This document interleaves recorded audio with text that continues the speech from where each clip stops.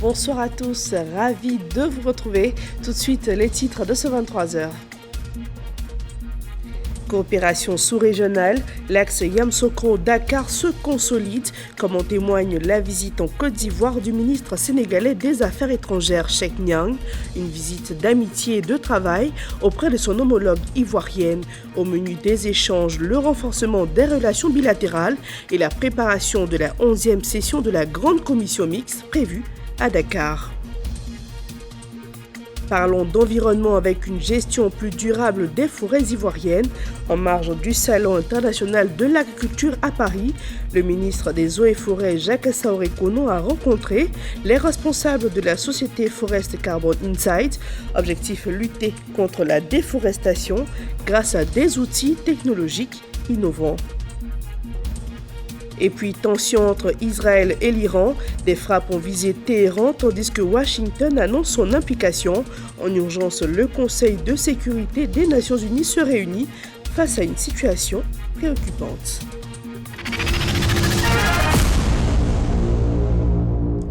Soyez les bienvenus sur la chaîne qui rassemble.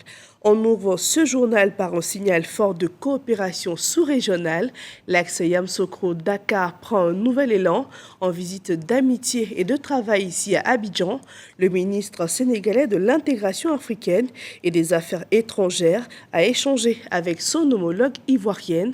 Objectif, hisser encore plus haut les relations bilatérales et baliser le terrain pour la 11e session de la Grande Commission mixte à Dakar. Souleymane Doinsongou. Cette visite d'amitié et de travail s'inscrit dans la continuité du renforcement de l'amitié de longue date entre les deux pays frères. La relation entre la Côte d'Ivoire et le Sénégal est une relation qui est particulière, une relation qui est singulière, qui est ancrée vraiment dans un solide héritage dont les bases ont été jetées par le président Houphouët-Boigny et le président Léopold Sédar Senghor. Je me réjouis que cette qualité de la relation se poursuive jusqu'à nos jours. Et nous sommes donc venus dans ce cadre pour voir comment, en tout cas, donner une impulsion nouvelle à la coopération et à l'amitié entre le Sénégal et la Côte d'Ivoire. Les deux parties ont réaffirmé leur volonté commune de consolider cette coopération sur la base des principes de solidarité et de confiance mutuelle. C'est avec plaisir donc que je reçois mon homologue du Sénégal. Vous vous souviendrez que le président du Sénégal est déjà venu, le Premier ministre est déjà venu en Côte d'Ivoire et le ministre des Affaires étrangères a exprimé le besoin de venir.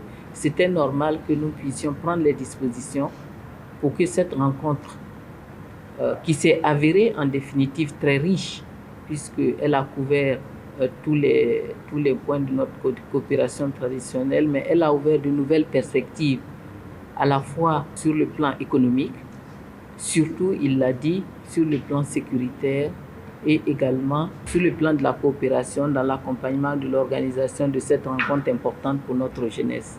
À la lecture du communiqué conjoint de cette visite d'amitié et de travail, les deux ministres ont convenu de renforcer cette coopération bilatérale dans plusieurs domaines prioritaires, dont celui du commerce, du transport maritime, de l'énergie et du développement des infrastructures, notamment sportives. Autre question abordée, l'organisation et la sécurisation des Jeux olympiques de la jeunesse qui se tiendront à Dakar du 31 octobre au 13 novembre prochain.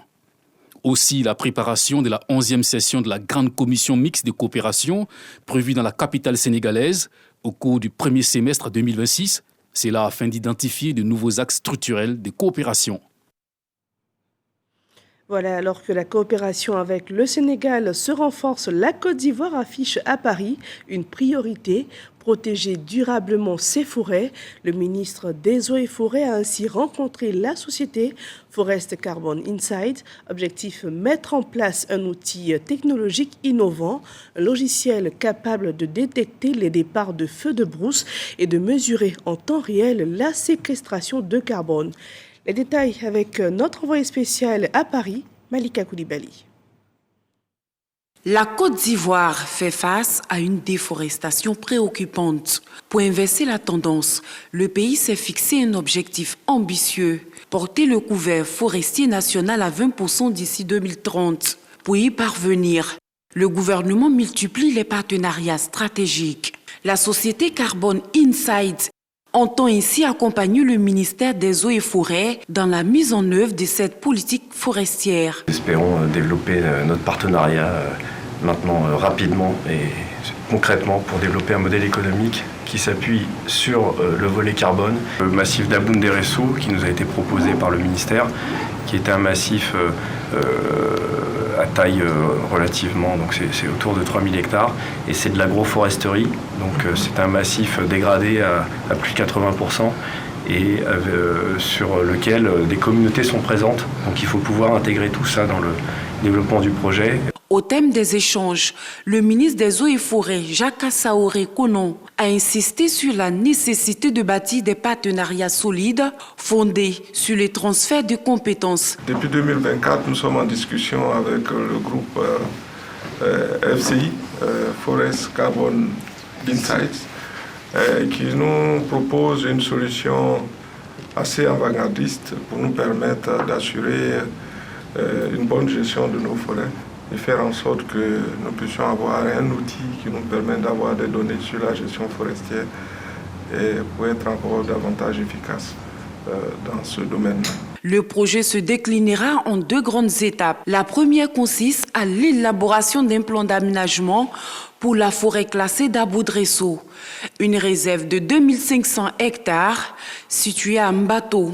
Un diagnostic complet sera réalisé afin d'évaluer l'état actuel du site. La seconde phase portera sur la mise en place d'un programme de reconstitution du couvert forestier. À travers ces rencontres stratégiques, le ministre réaffirme sa volonté de promouvoir des approches innovantes, inclusives et adaptées aux réalités nationales pour garantir une gestion durable et résiliente des ressources naturelles. Toujours au Salon international de l'agriculture à Paris, la Côte d'Ivoire était à l'honneur avec son cacao. Pour cette journée dédiée, le Conseil Café Cacao a choisi la dégustation pour rappeler notre rang de premier producteur mondial. Retour sur cette vitrine du savoir-faire ivoirien avec Jean-Luc Gongo. Une salle de classe en plein salon.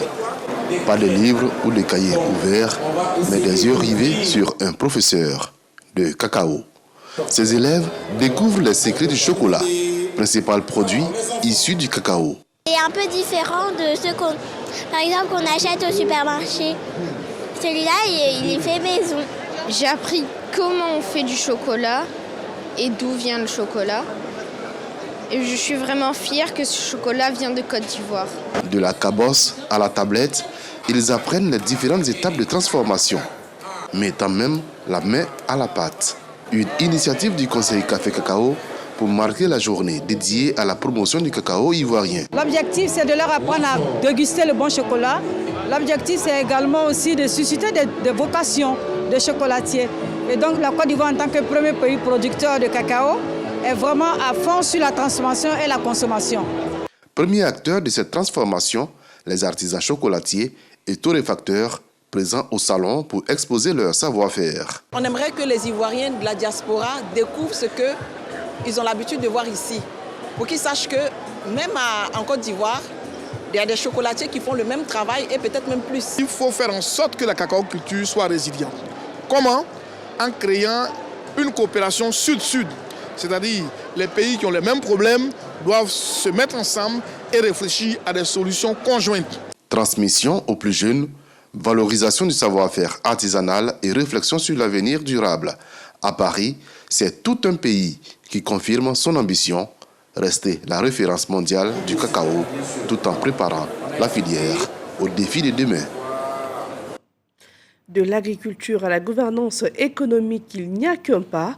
Le ministre de l'Économie et des Finances a procédé à la signature des lettres d'engagement sur la performance pour l'exercice 2026, un rendez-vous stratégique pour fixer le cap et surtout rappeler les priorités pour la nouvelle année. Le récit de Juliette Ouya. En procédant à la signature des lettres d'engagement sur la performance, le ministre de l'Économie, des Finances et du Budget, Adama Coulibaly, implique ses plus proches collaborateurs dans la réussite de l'exercice budgétaire 2026. Véritable outil de pilotage, ces lettres permettent d'assurer une cohérence entre les orientations stratégiques du programme, les activités planifiées et les ressources allouées. Elle facilite également la responsabilisation des acteurs à travers une formalisation claire des obligations de résultats, des indicateurs de suivi et des cibles à atteindre au cours de l'exercice budgétaire. Le ministre de l'Économie, des Finances et du Budget, Adama Coulibaly, se dit satisfait de l'exercice 2025 et exhorte son département ministériel à utiliser efficacement les ressources et dotations. Je vous exhorte à renforcer davantage le dispositif de pilotage et de suivi et évaluation de la performance mis en place au niveau de vos programmes respectifs en vue d'atteindre les résultats de gestion escomptés. Les efforts devront donc être déployés pour suivre la coordination effective des activités en assurant la production dans les délais réglementaires de tous les outils de suivi et de performance. Cette signature des lettres d'engagement sur la performance marque le lancement officiel du dialogue de gestion 2026. De nouvelles avancées dans le secteur des transports. Dès le 1er mars, une nouvelle plateforme dédiée à l'immatriculation des véhicules neufs entrera en service. Présentée par la Direction générale des transports terrestres et de la circulation, elle vise à simplifier les démarches pour les concessionnaires. Le reportage de Lionel Yomoli et Alexis Rodago. Si vous êtes des concessionnaires ou simples usagers, plus besoin d'attendre longtemps pour obtenir la plaque d'immatriculation de votre véhicule. Et ce qui est intéressant, c'est que le système que nous avons conçu, c'est un système qui communique avec la douane. Donc quand vous soumettez un dossier, automatiquement nous envoyons l'information à la douane pour savoir est-ce que le dossier que vous êtes en train de soumettre, est-ce que le dossier a été dédouané. Et si le dossier a été dédouané, le processus qui suit son cours va à Côte d'Ivoire Logistique, qui vous donne un numéro chrono, et à la suite du numéro chrono au niveau de la DGTTC, le BIVA génère le numéro d'immatriculation de votre véhicule. Désormais, depuis votre smartphone ou ordinateur, votre immatriculation est disponible. Avec la mise en place de la plateforme, le véhicule peut être immatriculé en moins de 72 heures. Et en moins de 72 heures, la plaque peut être posée. Et en moins de 72 heures, le propriétaire du véhicule peut retirer son véhicule et circuler avec une autorisation provisoire de circuler. Ça va nous éviter les longues attentes après l'obtention des cartes grises pour poser les longues files. Aujourd'hui, en moins de 24 heures, on a déjà un numéro d'immatriculation. Et la suite, c'est encore plus facile. Initiée par la Direction générale des transports terrestres et de la circulation, cette procédure va mettre fin à l'usage prolongé des plaques provisoires et désengorger le guichet unique automobile. Cette procédure vient soulager les usagers parce que si la douane est payée, un véhicule peut être immatriculé en moins d'une journée parce que tout se fait de manière dématérialisée, c'est digitalisé. À la suite de la première phase, le concessionnaire a l'obligation de déposer les dossiers physiques au niveau du guichet unique automobile, que le traitement physique se fasse et aboutisse à l'édition de la carte grise définitive. Pour mieux informer les professionnels du secteur, la direction met en place un atelier de formation. C'est une innovation qui est à saluer de la part de nos autorités. Et donc, si cette plateforme tient ses promesses, alors on va assister à un changement radical dans le domaine de matriculation en Côte d'Ivoire. Le démarrage effectif de la procédure avec l'ensemble des concessionnaires agréés est annoncé pour le 1er mars 2026. En cette période de Ramadan, les élans de solidarité se multiplient. Du côté de Ouangolodougou, la communauté musulmane a reçu des vivres. Un geste de soutien posé par le vice-premier ministre Téné Birahima Ouattara. Le récit de Jénéma Ouattara. Élan de solidarité, de générosité et de partage en ce mois béni du Ramadan à Ouangolodougou, département de la région du Tchologo. Le vice-premier ministre, ministre de la Défense, par ailleurs président du conseil régional du Tchologo, dans sa quête du bien-être des populations, vient de leur faire don d'un important lot de vivres. Ces dons destinés aux localités de Ouangolo, Diawala, Kawara, Tumokro et des villages environnants visent à soutenir la communauté musulmane en cette période de pénitence et d'entraide. La remise symbolique des vivres aux bénéficiaires a été faite par le député de Ouangolodougou, émissaire de Téné Birahima Ouattara. C'est une tradition. Chaque année, à cette même période, il nous envoie les bras chargés pour venir communier avec l'ensemble de ses parents. En recevant les dons, les bénéficiaires ont traduit leur gratitude au vice-premier ministre pour ce geste social, humanitaire et pour la marque d'attention constante à l'endroit des populations. Ces dons vont enlever beaucoup d'épines qu'on a dans le pied, puisque tout le monde sait ce que c'est que le mois de Carême. Ça va beaucoup aider les fidèles, aider toute la famille, toute la population. La cérémonie a pris fin par des bénédictions à l'endroit du donateur et du président de la République, Alassane Ouattara. Même élan de solidarité à Abobo, les communautés religieuses de la commune ont reçu du maire Kondia Camara 110 tonnes de vivres contenant du riz et du sucre. Le récit de Didier Nguessan. Esplanade de la mairie d'Abobo, inondée de vivres. Ils sont composés de 60 tonnes de riz et de sucre et destinés à soutenir les communautés chrétiennes et musulmanes. C'est un don de la présidente du Sénat, Kondia Camara, par ailleurs maire de la commune d'Abobo, à l'égard des fidèles qui observent le carême pour les catholiques et le jeûne musulman.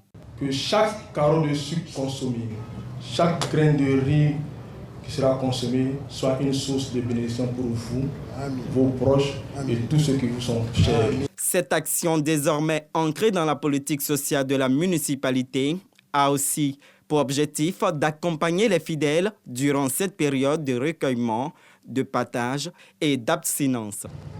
En ce moment spirituel intense, que soit le ramadan pour nos frères et sœurs musulmans et le carême pour nos frères et sœurs chrétiens, nous nous retrouvons aujourd'hui, comme il est de tradition chaque année, ici à Abobo, autour d'un geste simple, mais profondément symbolique.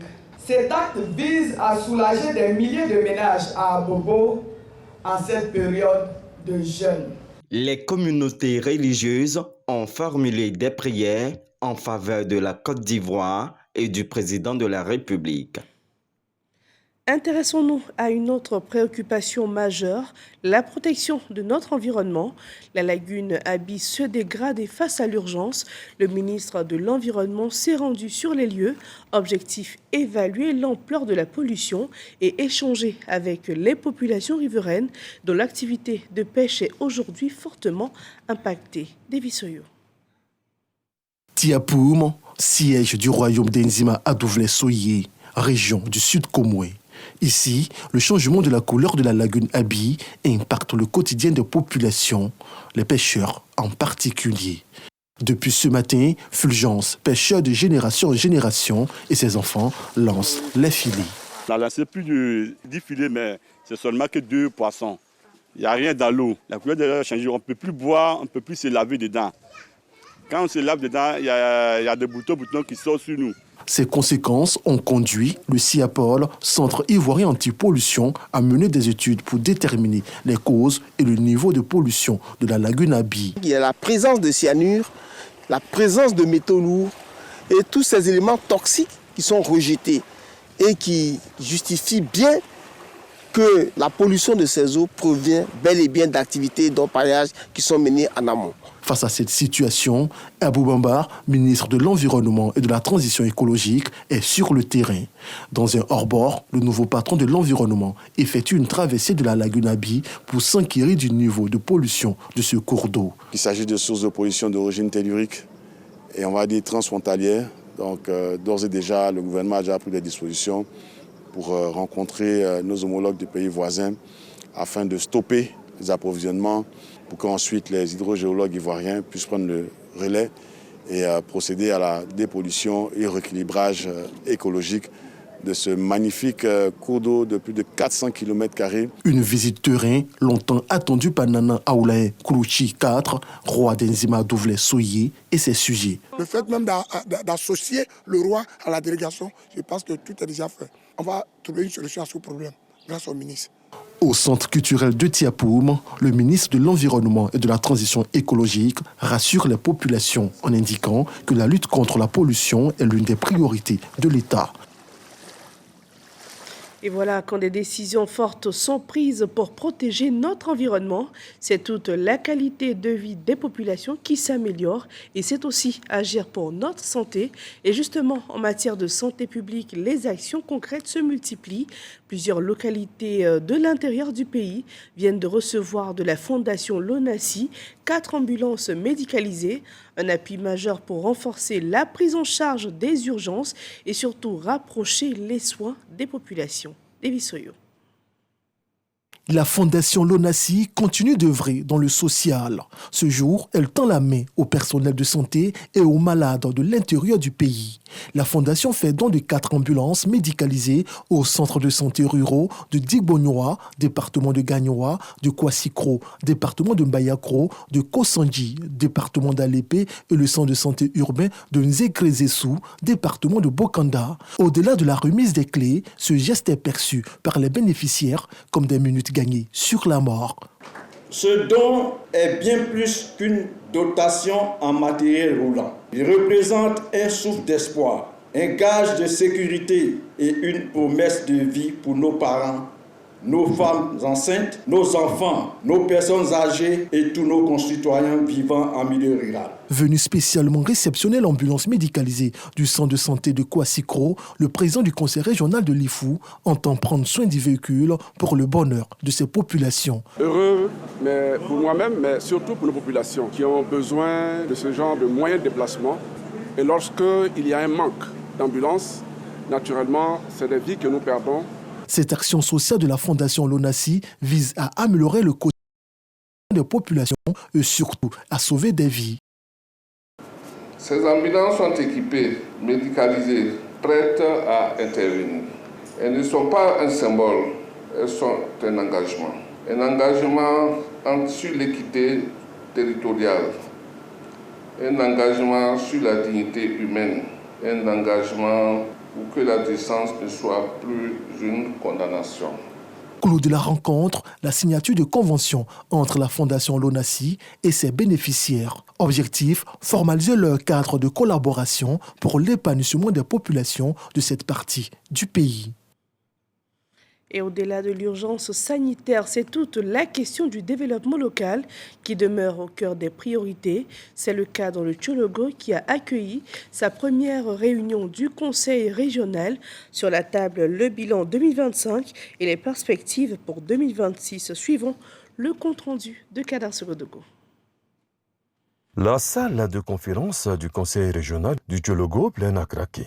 Les ressortissants de la région sont venus des 4 coins du pays à la demande du vice-premier ministre, ministre de la Défense, Téné Birahima Ouattara, ici dans ses attributs de président du Conseil régional. La première rencontre en cette année 2026 pour faire le point des actions de développement. Quelques retards sont à signaler dans l'exécution de certains marchés. Toutefois, les objectifs seront atteints et de nombreux challenges seront relevés. Le Conseil régional a toujours œuvré dans le domaine social pour apporter un peu plus de confort aux populations du Tchologo et nous allons continuer dans ce sens. Beaucoup de chantiers, que ce soit dans le domaine de l'éducation, dans le domaine de la santé et dans divers domaines, nous allons essayer d'apporter le maximum pour le bien-être de nos parents.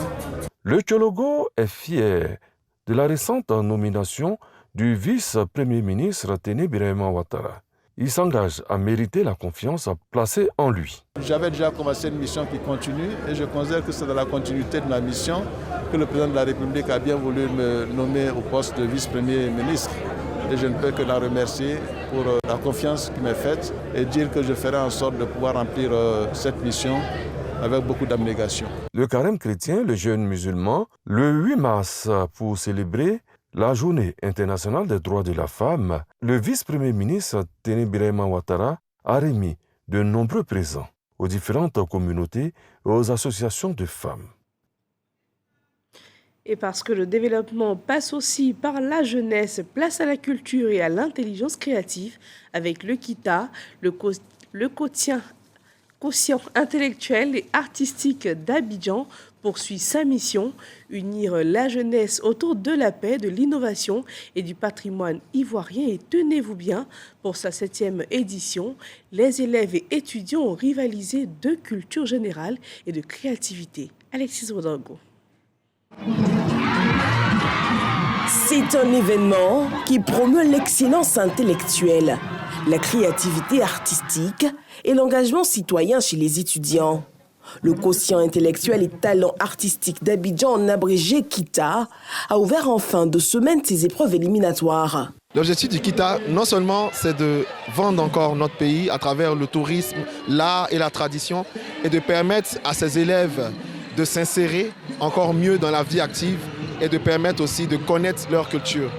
Au-delà de la compétition, le KITA 7 se veut une plateforme de valorisation des talents et de la préparation des jeunes à défendre les couleurs de leur ville et région. Culturellement, socialement, mais surtout aussi traditionnellement, parce que le KITA, c'est d'abord ça, respecter nos valeurs traditionnelles et puis les inculquer, bien sûr. Dans la ville de Bouaké, culture générale, talent artistique, cuisine, faits historiques, danse traditionnelle ont été visités pour permettre aux jeunes de démontrer leur ingéniosité.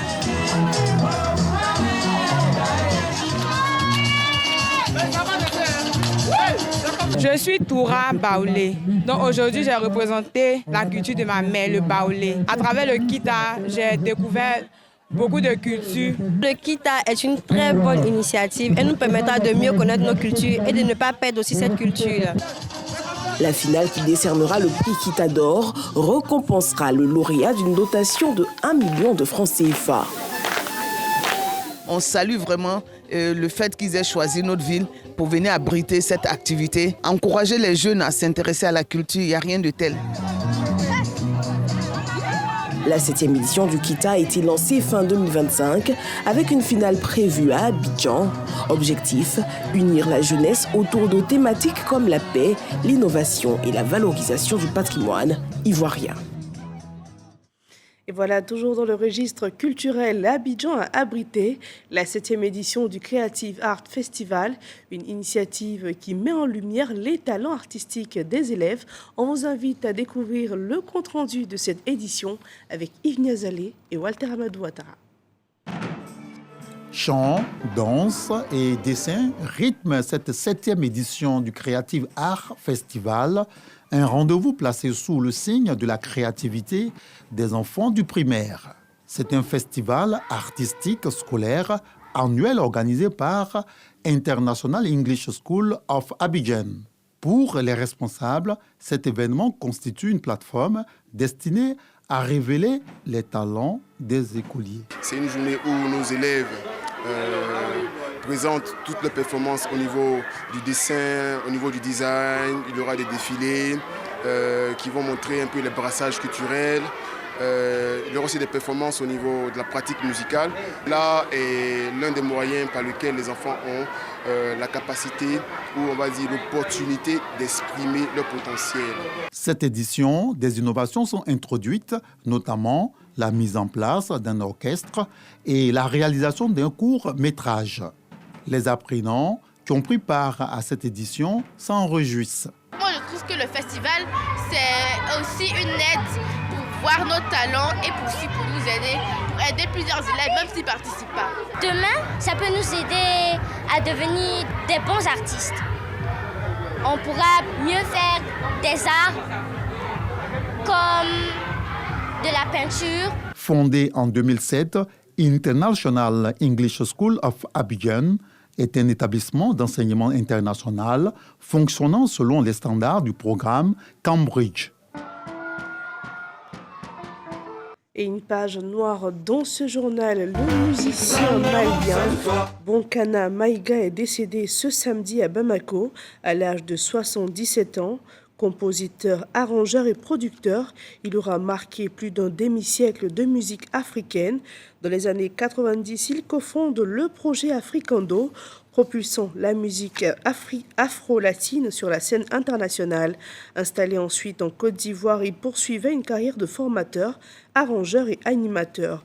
Les hommages affluent à travers le continent africain. Et puis au Sénégal, les députés de l'Assemblée nationale ont adopté la mise en accusation de Moussa Bocar Thiam, ouvrant la voie à son renvoi devant la Haute Cour de justice. Ancien ministre sous la présidence de Macky Sall, il est poursuivi pour détournement de deniers publics, association de malfaiteurs et blanchiment de capitaux. Sur 113 votants, 104 députés ont approuvé la résolution. Et puis, forte escalade au Moyen-Orient. Israël affirme avoir mené samedi des frappes contre Téhéran. Des explosions ont été signalées dans la capitale iranienne. Le président américain Donald Trump a annoncé que les États-Unis avaient également lancé des opérations de combat majeures contre l'Iran, visant notamment ses capacités militaires. Selon des médias d'État iraniens, des frappes auraient aussi touché une école à Minab dans le sud du pays, faisant plusieurs dizaines de morts. Une réunion d'urgence du Conseil de sécurité des Nations Unies est en cours depuis 21h GMT. Et c'est ici que s'achève ce 23h. Merci de votre fidélité. Nos journaux sont disponibles sur RTI Play et RTI Info. Je vous retrouve demain, toujours à 23h. D'ici là, portez-vous bien.